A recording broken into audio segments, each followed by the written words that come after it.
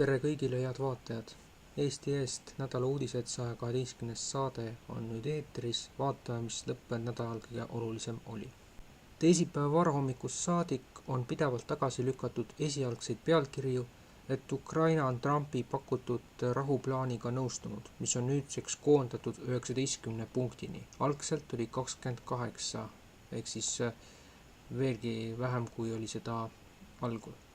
Valge Maja ütleb nüüd, et sõja lõpetamise läbirääkimistel alles jäänud vähesed küsimused on delikaatsed, kuid mitte ületamatud, mis tähendab, et ei, läbirääkimispooled ei ole veel eesmärki saavutanud ja ei pruugi tegelikult olla nii lähedal.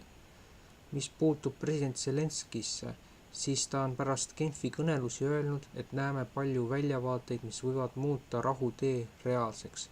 Kuid väidetavalt otsib ta nüüd president Trumpiga kiireloomust kohtumist neljapäevaks, et territoriaalsetel järeleandmiste küsimust isiklikult läbi rääkida, mida aga ei juhtunud.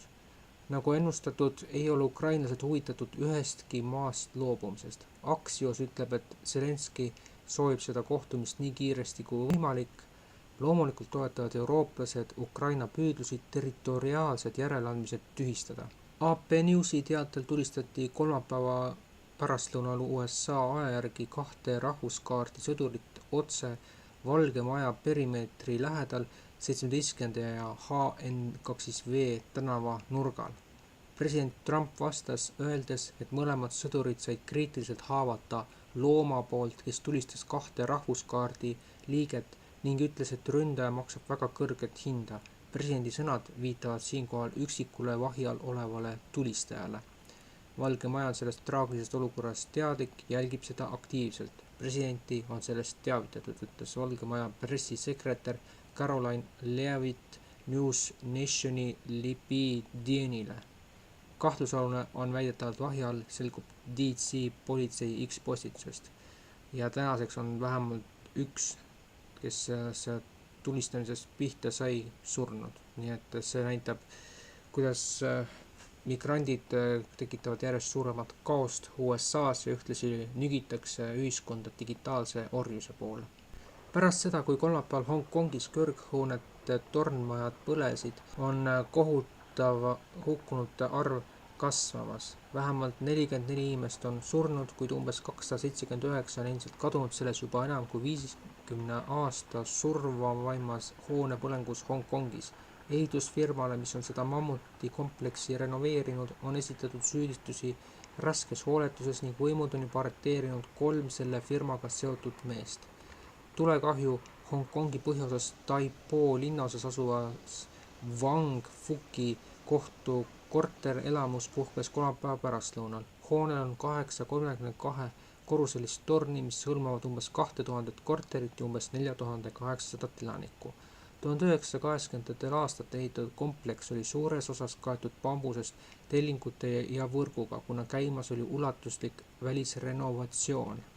Isegi aastal 2025 kasutatakse bambust Hongkongi ehitustöödel laialdaselt, kusjuures töölised kasutavad postide kokkusidumiseks trosssidemeid, püstitas isegi suuremahuliste projektide jaoks odavast, kiiresti kasvavast ja tugevast puidust võrestruktuure.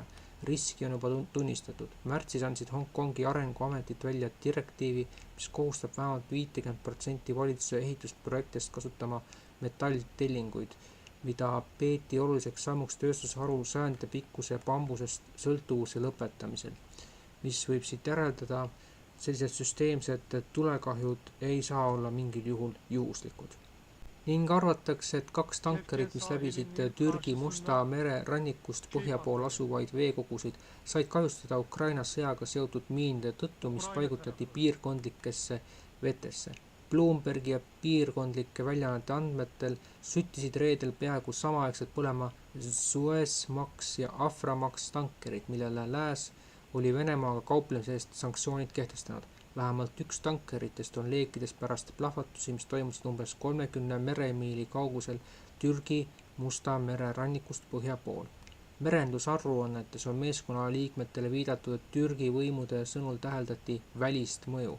Täpsemalt täheldati tulekahju Kairos tankeril Mustal merel Türgi ranniku lähedal. Laev oli intsidendi ajal teel Musta mere sadamasse Novorossijski. Türgi ajaleht Daily Sabah teatas, et tulekahju vallandas ulatusliku päästeoperatsiooni ja kõik meeskonnaliikmed on päästetud.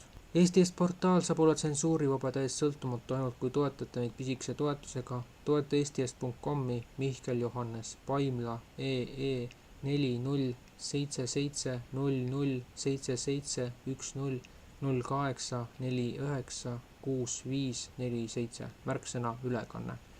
Ülekande tegemise võimalused saate algus tiitrites ja ka päris lõpus.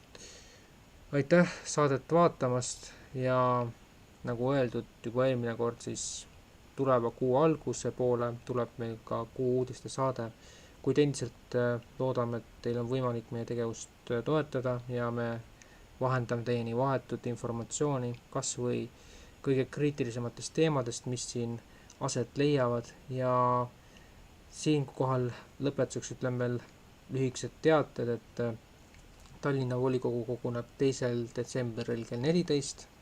Riigikogu hääletab Kalle Grünthalit saadikupuutumatuse äravõtmise poolt juba samuti 2. detsembri hommikupoolikul ning minevikul naastes siis digitaalse identiteedi seadusandlus Euroopa Parlamendisse võeti vastu üle 330 häälega, vastu oli umbes 2 korda vähem, mis näitab, et Euroopa Parlamendi saadikud on rahaga ära ostetud ja neid ei huvita inimeste vabadus.